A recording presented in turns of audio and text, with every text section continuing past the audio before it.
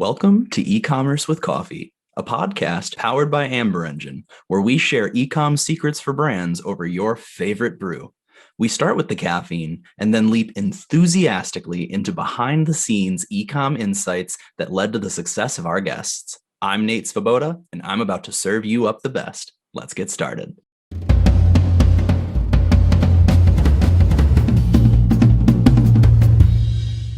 Welcome to today's episode of E-commerce with Coffee. Today I have the pleasure of speaking with Brian Johnson. He is the co-founder of Canopy Management and has nearly 2 decades of experience in online advertising, conversion rate strategy, and has actually worked with tens of thousands of brands across the globe. So today we're really going to be focusing on hacks to improve revenue, profitability in your brand. So Brian, welcome to the show. Thanks for having me. It's when you describe me, it sounds a lot better than I thought. So that's that's awesome. Hey, you're always your biggest critic, right? That is probably true. Yes, absolutely. Yeah. Well, I'm really excited to dive into the meat of our conversation. But before we do, you're a very energetic guy. I imagine caffeine's got to play some type of role in your life. It used to. It actually, so I'm now down to just 1 cup of coffee in the morning, simply just because I enjoy, the flavor and the warm elixir in the morning, I guess. But I used to actually, it used to be pot of coffee a day, and so I think probably the biggest change that I just made, and that was actually just last month, in fact, is I went through and I realized this is kind of a tangent, but I went through and I reverse engineered the energy drinks that actually made a difference in my energy during the day and narrowed down to the ingredient taurine, and then went out and just picked out taurine as a supplement by itself, started taking that 3 times a day. I don't need the caffeine at all. I used to crash in the afternoons. I'm at 52 years old right now. So I used to crash in the afternoons, and I don't have that crash anymore. So it's, and I don't have any, seemingly I don't have any kind of side effects that I would normally get from caffeine. So it's kind of been a monumental change for me just in the past month. See, it's interesting. The show is called E-commerce with Coffee, right? But I've had a number of people, no one has said taurine yet, but a number of people who say, well, it was one particular part of the energy drink that helped. So I was able to move to that. And, a lot of people are cutting the tie to caffeine. I wish I could do that. More power to you. I need to work on that myself. But that's interesting. Yeah, well, there is definitely a part of breaking the habit of coffee in general. I mean, honestly, like just the experience of coffee and the flavors and the warmth of it and everything like that is all very enjoyable. Any particular favorite brew you have? I usually like, I lean toward like the lattes or the mochas and that kind of stuff. There's plenty of varieties of good and bad coffee throughout the world. It's just a case of whether or not you need to flavor it or simply just throw some cinnamon in it or something like that. But I've got pretty good range as far as the coffee that I'm willing to stomach. But that used to be more of an issue if it was like, okay, I just need the caffeine, but now I don't, which is kind of weird for me. But at the same time, I'll still continue to have my morning coffee just to start out with. Hey, it's a good ritual to have. Nothing wrong with it. Cool. Well, glad. Hey, it's always nice to hear people's, journeys with caffeine, but, more so what we actually came to talk about today. So, Brian, I'm going to open it up a little bit. This is a very general question, but talk to us a little bit about your background and how you got into the Amazon ad space. Well, I was born in a young age. Kidding. No. So, I guess I've kind of always known that I was an entrepreneur because I was always trying to do the side hustle on the weekends and evenings and that kind of stuff. And I never really embraced that until about 14 years ago when I actually switched over and did full time, switched over to e-commerce. Back then I was selling pretty heavily on eBay, and I did that for about 7 years. Drop shipping, selling for my own. I was drop shipping. I was representing a number of equipment manufacturers in the banking industry, like coin sorters and bill counters and that kind of stuff. And my claim to fame, for those of you who are Breaking Bad fans, is that season 2, there's a black money counter in one of the scenes. That's mine. I actually shipped it to him overnight. The shipping was more expensive than the product itself. But anyway, that's kind of my 15 seconds of fame there. But about 7 years ago, I switched over to Amazon and abandoned my representing the big bank machine kind of equipment, and joined in with some friends who were already part of a group called Amazing Selling Machine, and started out there selling my own products, and was crushed the first time, and then I innovated, and then I came back, and then it kind of died off. And it kind of died off because I started doing consulting for some friends who had even less knowledge of Amazon than myself. And I went from being a generalist, where I had a lot of technical knowledge across a wide range, to very specifically focused in on the Amazon advertising platform. As rudimentary as it was back then, nobody had any information. I was trying to solve my own challenges as far as trying to drive new eyeballs, new customers to the products that I was representing, not only myself but for my friends and their products. And I had to do it at scale because they had over 800 products in the beauty space, and so I had a big challenge back then. I didn't know anything. Nobody was teaching anything. There was no software available. The training from Amazon was horrific. And so I started just like, okay, let me just start like a chat group on Facebook and see if we can just get a few people. Maybe I can get 10, 15 people, and we just kind of like mastermind on a thing. That same group has over 22,000 people in it now. And since then, in the last 7 years, I came out with the first Amazon advertising software, which has been completely eclipsed by some of the modern solutions that are available now. Came out with the first professional training course, which still rocks it today. And then more recently, of course, in the last 4 years ago, launched Canopy Management, which is my advertising and marketing agency.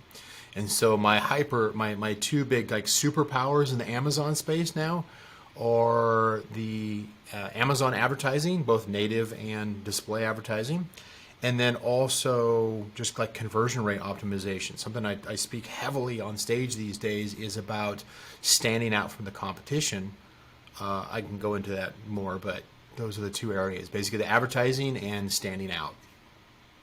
So then, I would love to understand then. Amazon has changed so much even just in recent years, but if we go back in time to, your previous life until you made that transition you were talking about, what are some of the biggest ways that, advertising online or on Amazon is different than what you were doing previously?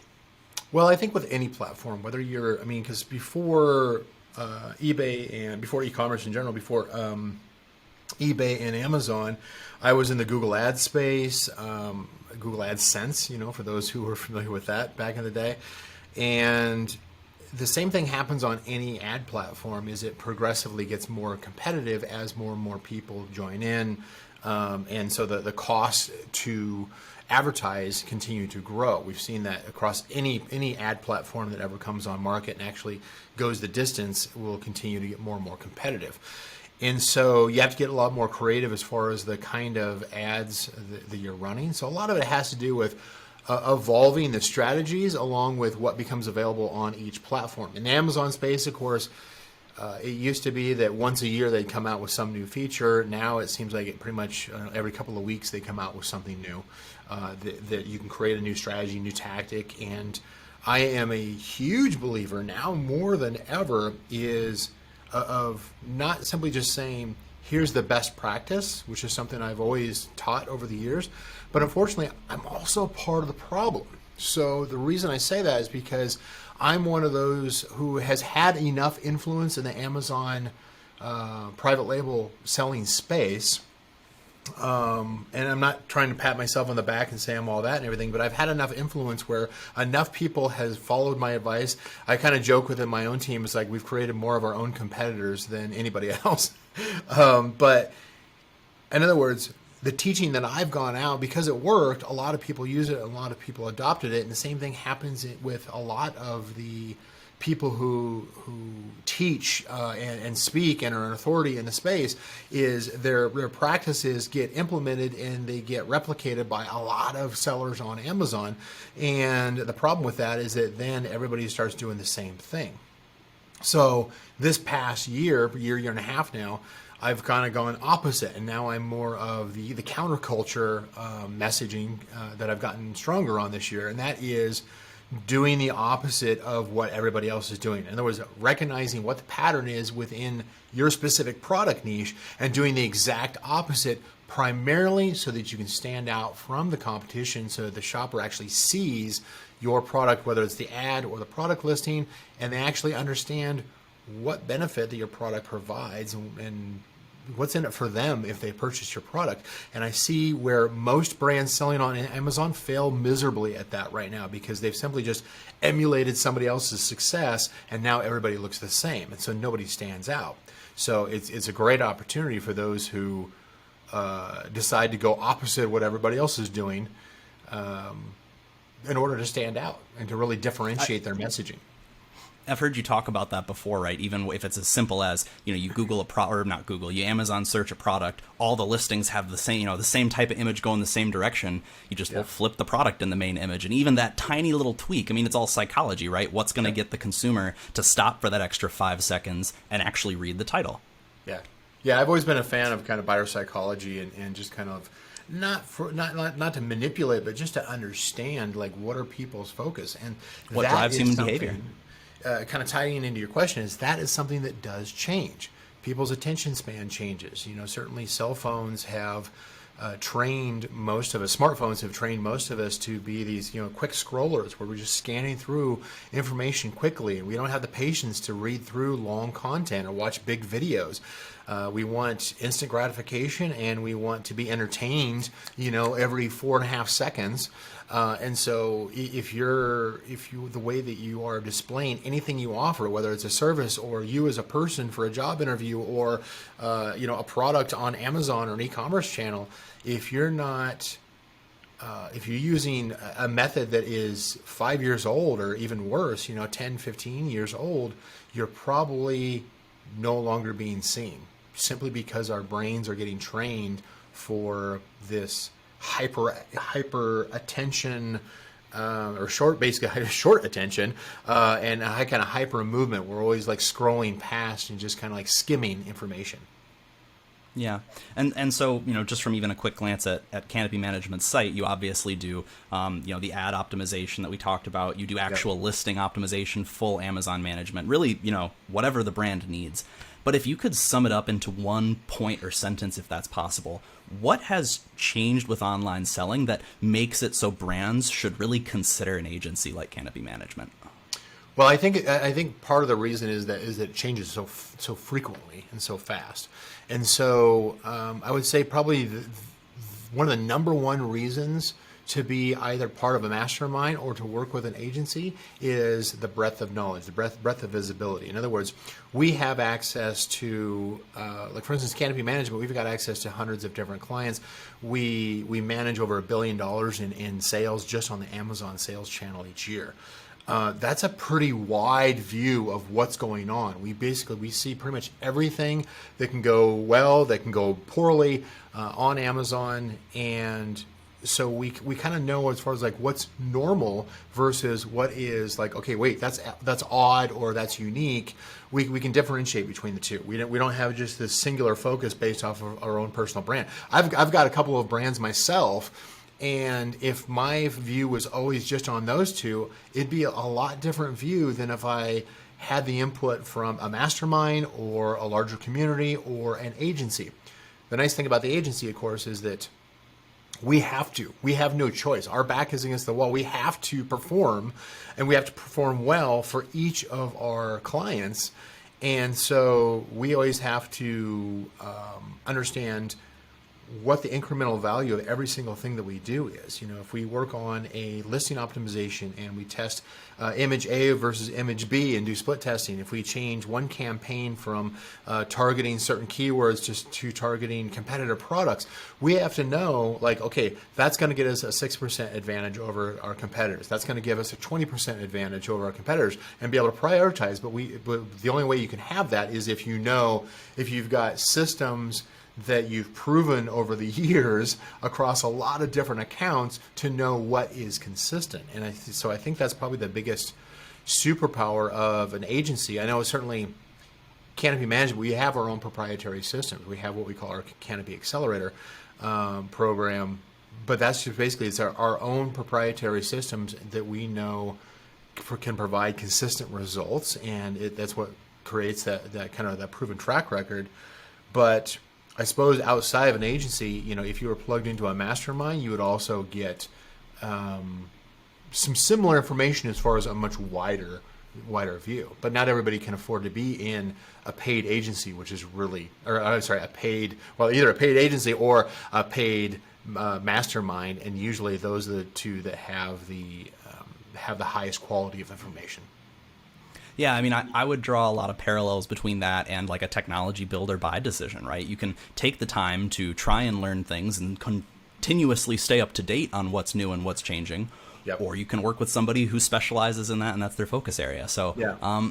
I know we've talked a lot, already about how Amazon has even changed in the short term. Now it's like, weekly or every couple weeks they're releasing new stuff. But there was always, before this view that, Amazon's not an owned channel. They don't share lots of information with the brands. And that was a risk. Obviously, that's been changing in the recent past. But maybe could you speak to what has actually changed in terms of what data and information that Amazon provides sellers or brands access to? Yeah, I mean, as far as Amazon, they're very restrictive as far as like what they actually provide. They've obviously have a lot more data points. They run it through their machine language algorithms in order to be able to, so they can understand predictive behavior.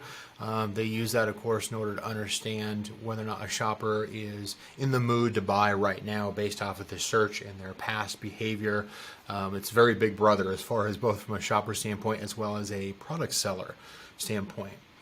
Most of what, as in the seller space, we tend to get a trickle of information. So, like for instance, like in the advertising side of the house, it used to be like we'd have one report, back in the early days, and then they added on 2, 3, 4. Now there's a dozen different ad reports that are available in different flavors and everything that you can get, and to help you interpret kind of the engagement that you're getting with shoppers into the ads, how the ads are performing. It's gotten more complex than what a lot of people have the ability or the skills or the strategies, I guess, in order to blend well, to manage well. The nice thing about some of the information that Amazon has rolled out in the last couple of years is more insight into what are shoppers really looking for. In other words, what is trending from a search volume standpoint. Not necessarily to tell you what is converting, because they have that information, but they're not sharing that information yet. But certainly what is trending from a search standpoint.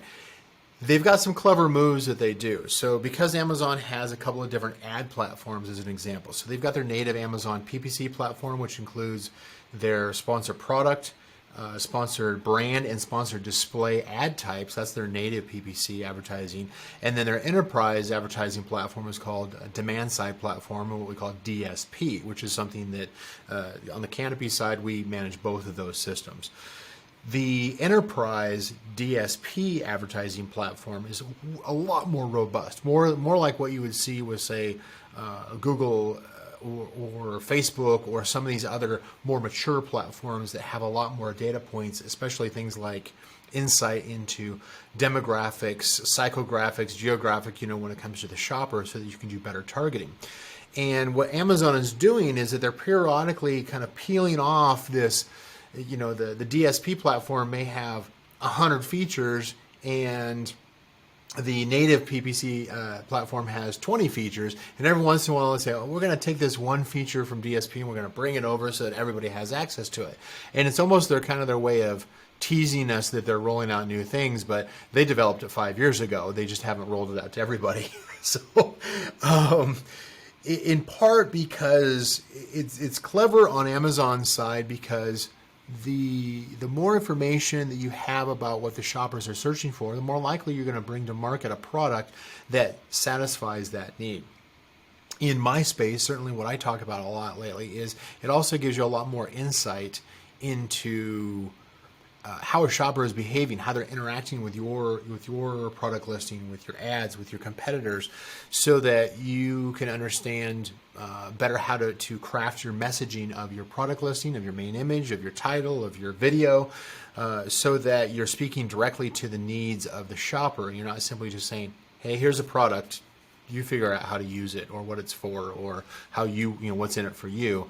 We really have to shift to speaking directly to the shopper and just hand it to them. It's like, this is what this is going to do for you. Here's how you're going to feel when you're all done with it. This is the product for you because nobody else is speaking to you this way. That's kind of the opportunity that not only the data is giving, but also those of us who are seeing that change in what data is available. It gives us a lot more insight into how we need to be speaking to the shopper this year versus previous years. So they trickle out more information. Amazon certainly trickles out more information in order to help us understand what products to bring to market, which makes the overall platform more desirable to shoppers, which is great for Amazon. Of course, they also tell us how competitor product listings are to our own, and of course, and how different ad types, for instance, if whether it's advertising or listing optimization, they give us enough information in order for us to want to spend more money with them as well, which is also clever. And that certainly is reflected by the increasing ad costs on Amazon, and of course, their quarter-over-quarter revenue increases in the advertising space is definitely a reflection of providing more information, as well as, of course, a standard market reaction to things going on in the world like COVID or a drop in traffic on Amazon and e-commerce in general, which happened quite a bit this year. See, I think it's extremely powerful that they provide that insight because, I think, and I'd love to hear your thoughts if you agree or disagree, but I feel like it's just been such an age-old belief or teaching in marketing that, well, consumers want choice. Right. And I think what people have been increasingly discovering is that it's not that consumers want more choice. They want better options. Right. And they want to have a company present them with what they think they need based off of what the consumer's been asking about. Yeah. I mean, that's actually a great point. Is that I would say for sure it's better choice. But how do you know what that better choice is until you actually test a variety of choices? In other words, the earlier days, it was common to bring out a dozen different colors. It's like, well, the black color works, so now I'm going to bring out the whole rainbow of colors and see what works. And you're just kind of throwing spaghetti against the wall and seeing what sticks. You're basically seeing like, well, hopefully all this money I put into testing these new flavors, these new designs, is actually going to make a difference. I'm actually going to get sales on those. And the original misguided belief was that, well, if I roll out 5 more products, I'm going to I'm going to multiply my current sales by 5, which of course is not the case. You're going to have diminishing returns. What is more the challenge, of course, to that is the human brains only have so much capacity. In other words, if everybody throws too many choices at them, different patterns, different colors, different sizes, different quantity packages and everything, at the consumer, then they go into a paralysis by analysis, and they end up not making a decision. Very common among things as far as like clothing.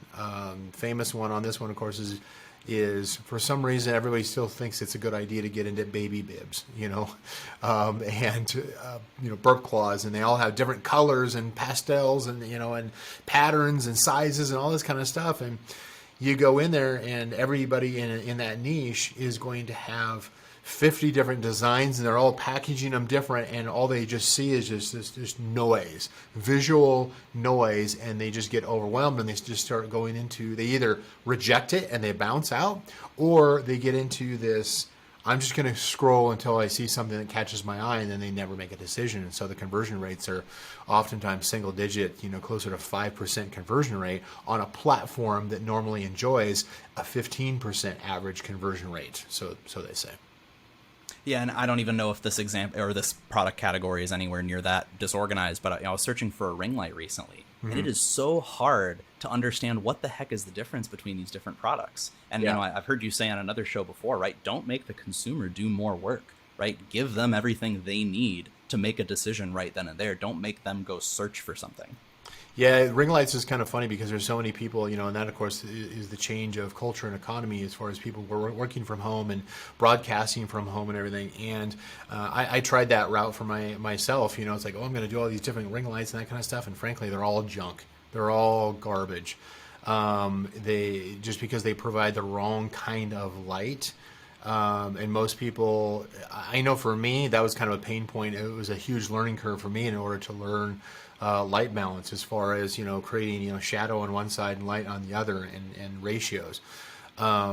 And I went back, I've created my office into a studio at this point, and so I have these big soft boxes, large soft box lights, just in order to create this. Now, I'm not even currently even using my 4K camera. I'm just using my webcam at this point.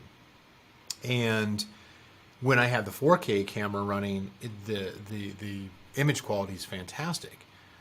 But unless you're trained and you experimented with these things, all the choices look the same. You start looking for price, and you say, "Oh, well, all I need is this little tiny ring light that just goes right around my webcam, and that's going to be enough." And then they wonder, why do they look pale, or why is the lighting so badly? And that's just one of those funny things, is that it's more of a fad item, because so many people, it's kind of like, the COVID face masks, or the ring lights, or these, stands or equipment that you have for a home office.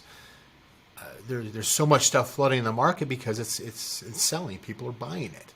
And as many people who have probably bought a ring light for themselves and were unhappy, they ended up going out and they're like, well, I need a different ring light. I need a bigger one, or I need two. And, and everybody is always coming out. You see the ads all the time where somebody's coming out with something different, and you think it's, hey, this one's different, that's going to solve the problem. That's another form of that paralysis that you can push people into, is the evolving designs. You really have to stand out and say, look, no.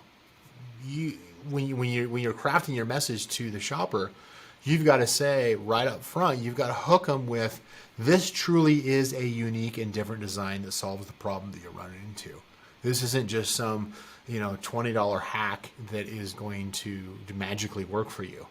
And that occurs in every product niche. Is a lot of the same kind of garbage products get put out there, and they're inexpensive, and they've got 10,000 reviews because they're inexpensive. It doesn't mean it's a better product.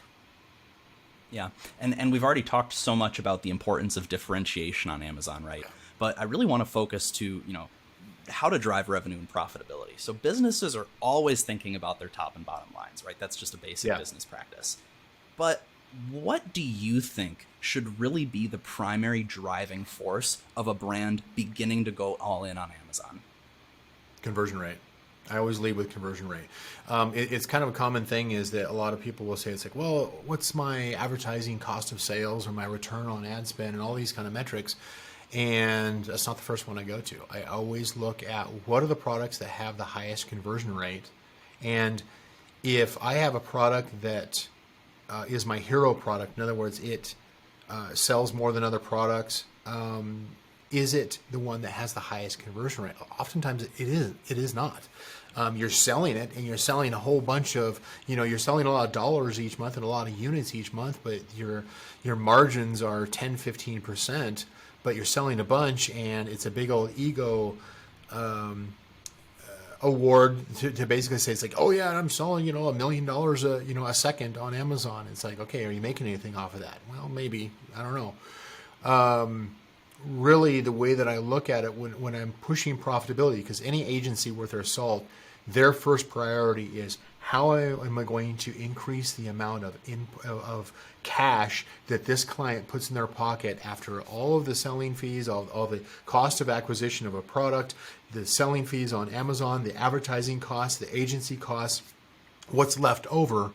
If that agency is not helping the client to increase the amount of pocketed cash, net profit, at the end of each month, at the end of each year, if that is not continually increasing, then it's not the right fit, whether it's mine or anybody.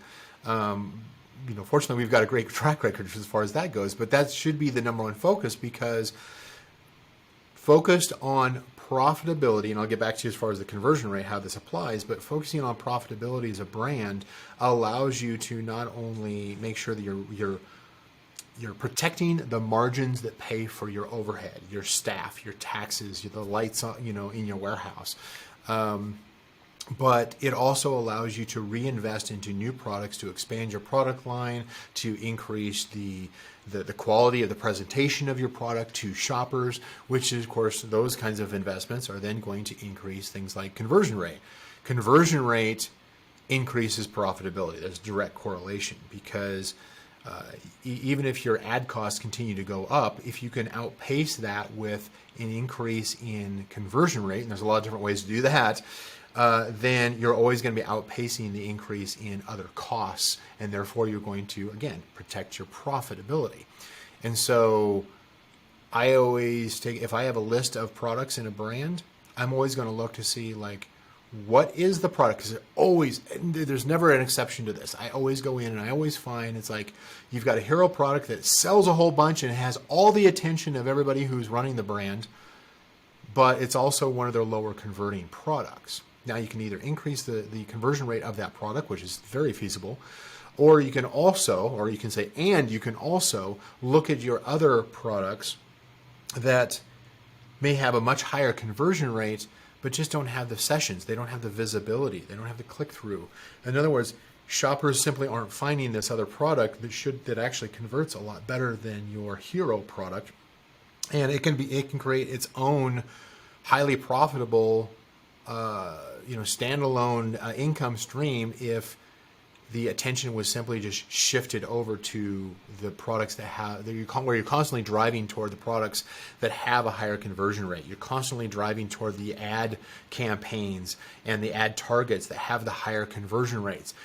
Higher conversion rate solves a lot of economic problems on Amazon as far as profitability and net margin and just sustainability of a business.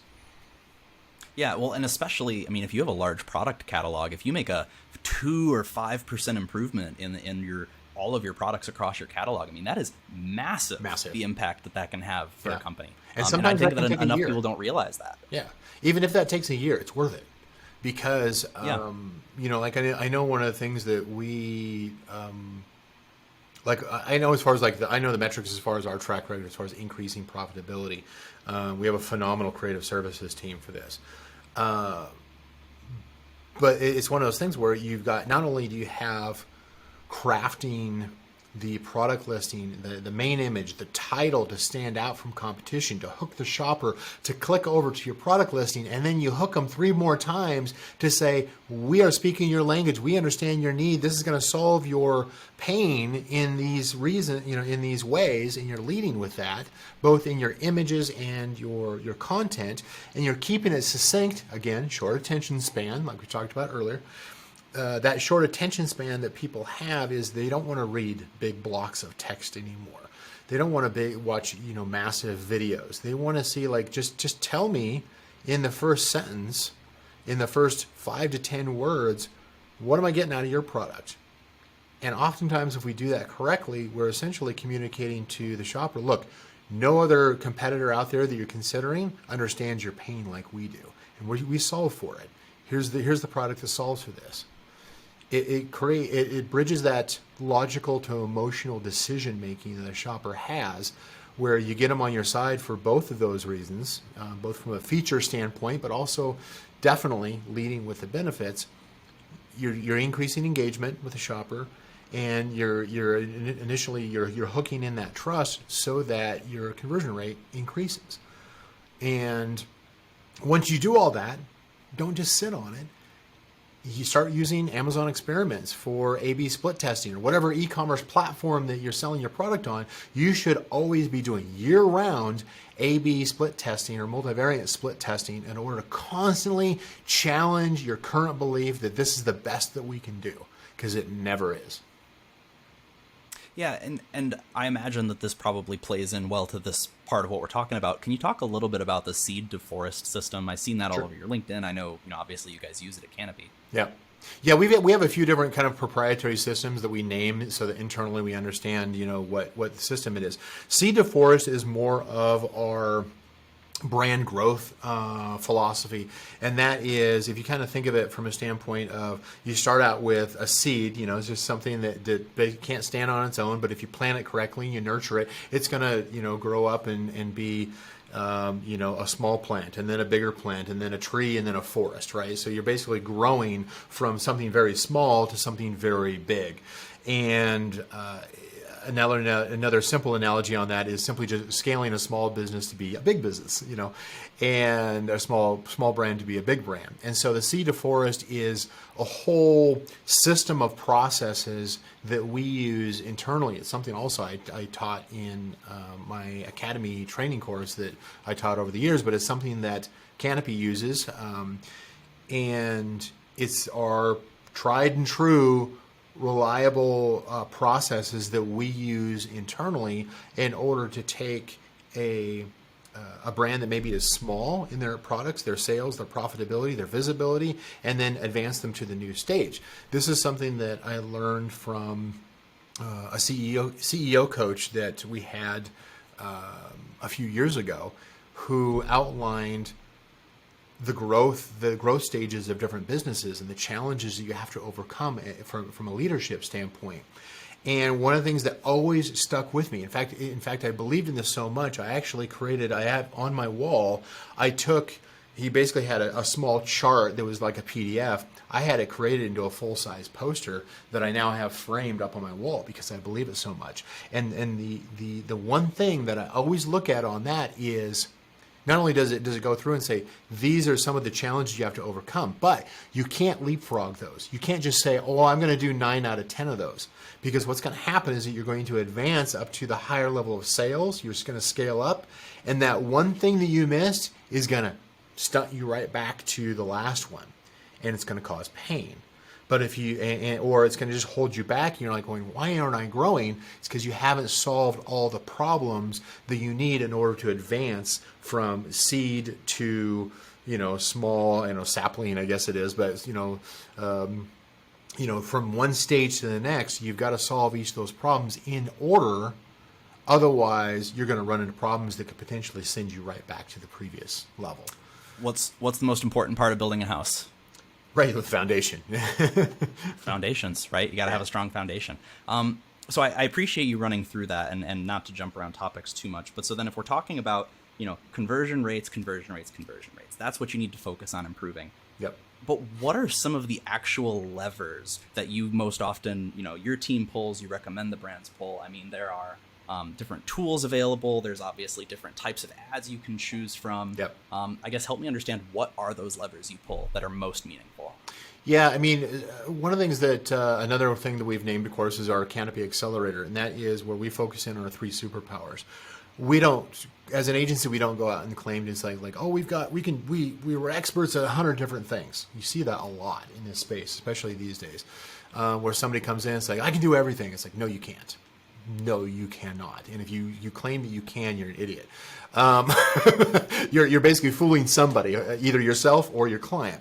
And but we do come back and we focus in our three superpowers, and we put it in a sequence. Like I was mentioning earlier, it's like if you have the right sequence, then everything is going to scale up correctly. So that's what our Canopy Accelerator is. The first thing we start out with, of course, is the listing optimization, which includes standing out from the competition, but the listing optimization in order to maximize hooking the shopper into understanding what the benefit is, supported by features, which is usually reversed for most brands, which is why it's so easy for us these days, and really increasing the quality of the product listing and the overall conversion rate, of course, of the listing. So if we start out with that, then we advance on to the native Amazon PPC advertising, the sponsored product, sponsored brand, sponsored display ads that run on Amazon. And of course, most people think that the number of ad placements that you can run, different types of ad placements that you can run on Amazon is, maybe 5 to 10. It's actually 30 to 40, but most people don't know all those. It doesn't mean you have to do all 30 or 40, but you definitely need to identify the 10 to 15 that provide the most consistent results based off of your niche and your situation. And that's kind of one of the advantages, obviously, having an experienced team too, is knowing which ones those are, which ones to test first, second, third, based off of the likelihood of success within that niche. Now, the third superpower is, again, in sequence, and that has to do with Amazon display advertising, the Amazon DSP platform, which is typically, I would say, characterized, it runs ads on Amazon, but it's most known for running off Amazon ads across Amazon's network of partner sites, where you're essentially running remarketing or retargeting ads. And a good example on this is a shopper comes through and they visited your listing, or maybe they even visited a competitor listing, but they didn't make a decision. You can run ads on that and say, hey, you know what, come back, reconsider our product. And oftentimes that works out great, because the simple reminder that, hey, you know what, you wanted this product before, you probably want it again, or you probably still want it once you come back, and remind them of the benefits that this product has. And so you can run ads off of Amazon in order to attract that shopper back over to the Amazon platform and ultimately to purchase your product, even if they were considering the competitor's product. Same thing goes with maybe you've got a product that you rolled out and they bought it. And then you can say, you know what, 3 months later, I've got a new product that is even better. I can run an ad and say, hey, you know what, the new version is available, or the new color is available, or something like that, in order to potentially get a second purchase, in order to increase the overall purchase value. So we typically do those in a sequence, and we certainly have different thresholds. In other words, we're not going to put somebody into the third stage, the Amazon DSP advertising, until their brand is mature enough in order to be able to handle it. Otherwise, they'll get pushed right back down. Maybe it's not cost effective. Maybe it just doesn't work quite as well. Maybe they can't take advantage of all the features that are available, and so maybe it's not a smart thing to do. But our biggest growth certainly is in the first two stages, and then the third stage adds on probably another 20-30% of added overall revenue. So what are your thoughts on like pricing promotions, right? I feel like a lot of people I've talked to really are against, deflating the price of your product on Amazon unless Right. it's for a really good reason. I guess, what are your thoughts? Can that have a positive impact on revenue overall, or do you try to steer your clients away from that? Well, I think is if you don't have any, if you don't have any social proof, you don't have any reviews for your products, then it is probably a smart idea to come in with a better than competitive price. Not so low that you're perceived as being cheap in quality, but it's basically a promotional price right up front when you first launch the product in the first 2 to 4 weeks, for instance.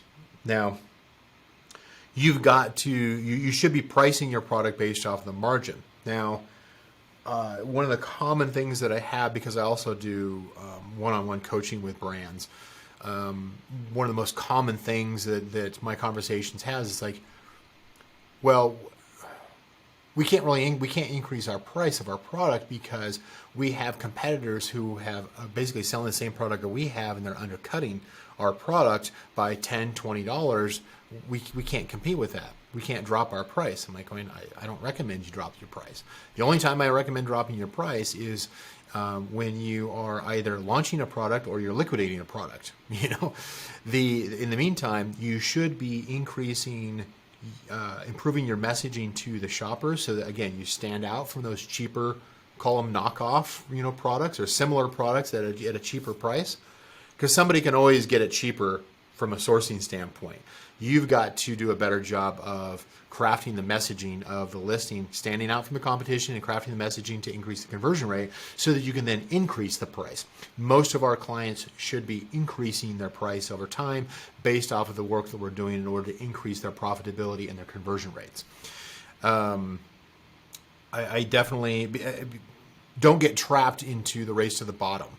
Don't get trapped into, which is something that a lot of like wholesalers and retail arbitrage and online arbitrage, they don't usually have a choice because like this is the product and I've got 20 sellers on this listing.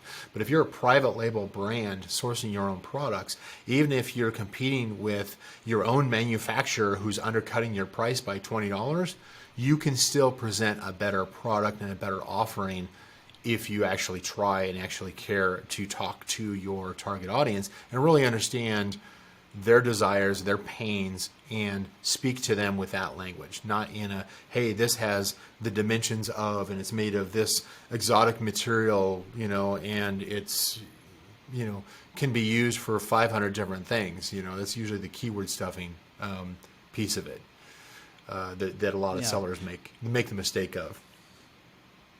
And I know you've already talked a little bit about, some of the internal systems you guys use at Canopy.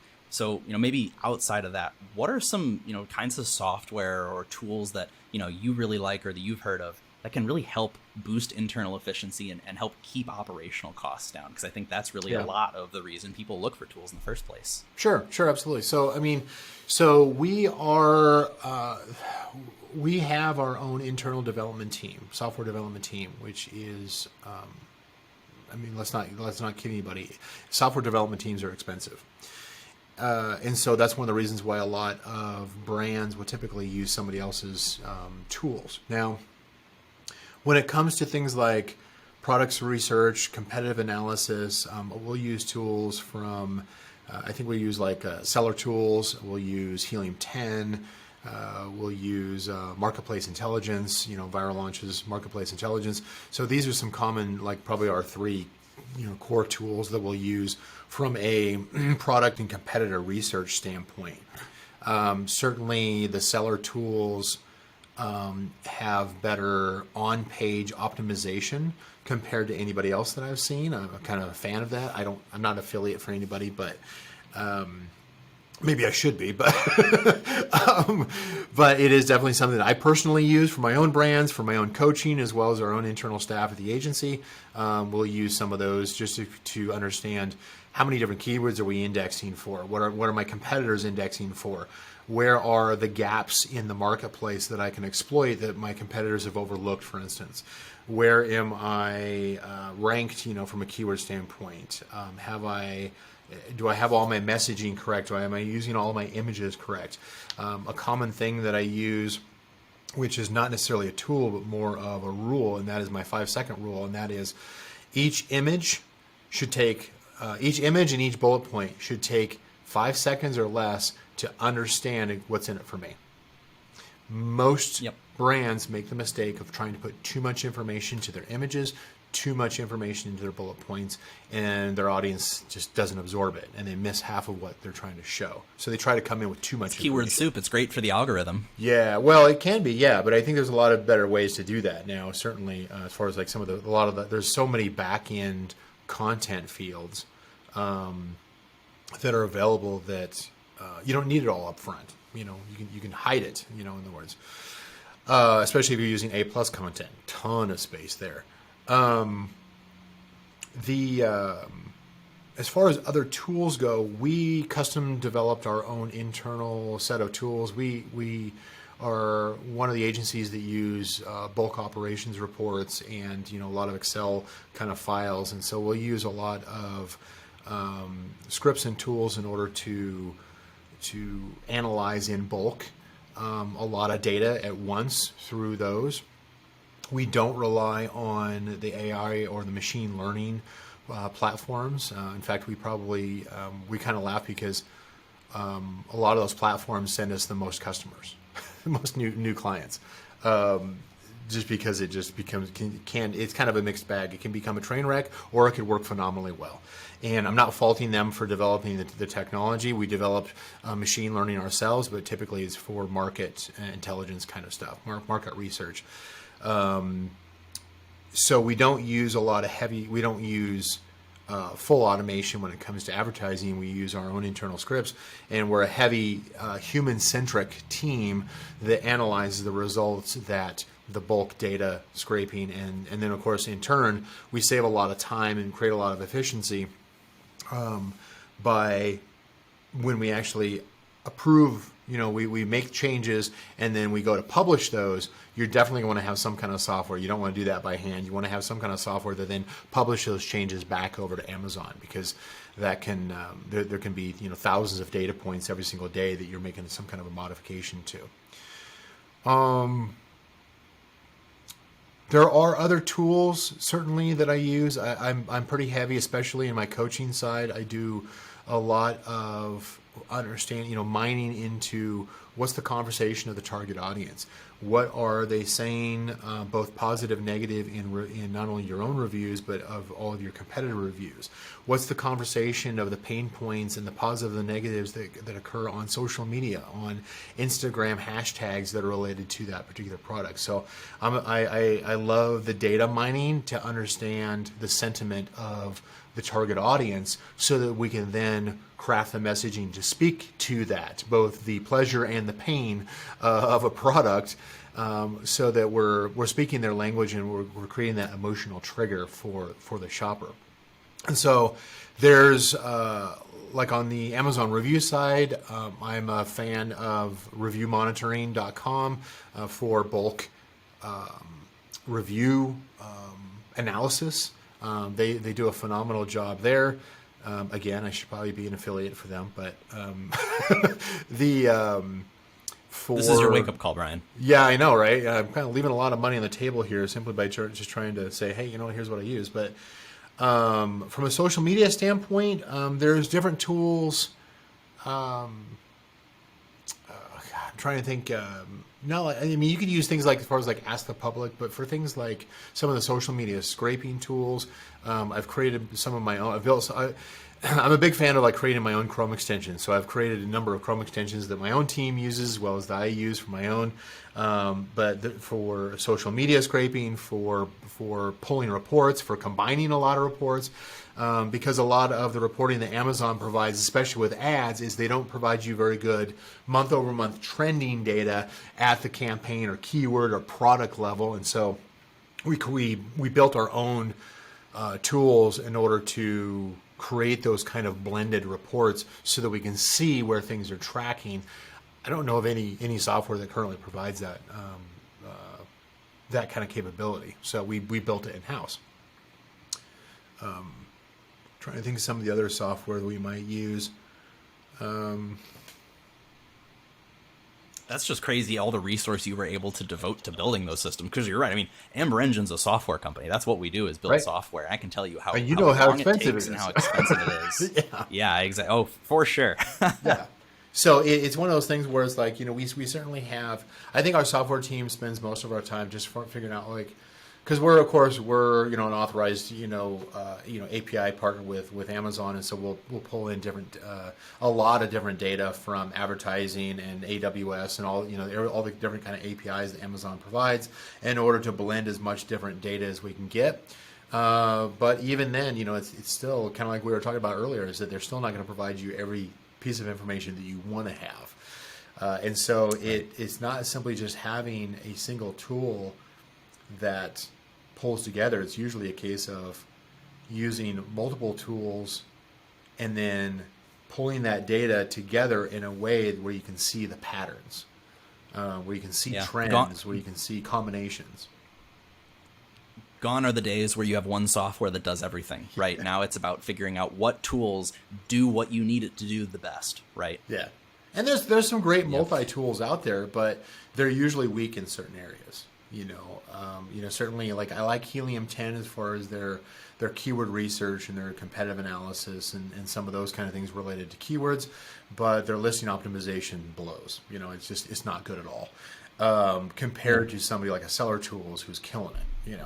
So, and of course, I probably just created a battle between them right now, but good, because I'd rather have the competition and rather have it. I mean, that certainly is something where I had my own, software, PPC Scope, and it was the first on the market, and it's gotten passed by 40 other solutions that have done a better job of evolving and developing, and that's okay, because I might have gotten been shown the taillights by them, but as long as the industry is continuing to evolve, we put a lot of resources into developing a lot of hidden features into the PPC Scope platform that most people don't even know about, that we use not only for our own team but also for those users. We'll announce those at some point. We haven't quite announced any of those yet, but it's an evolution. You should if you're not pivoting, you should at least be evolving. And if you are ever found to be standing still for 6 months straight, you will get passed. Whether that's software, whether that is selling a product on Amazon, whether you're providing a service, if you haven't changed in the last 6 months and evolved, somebody's passing you. Yeah.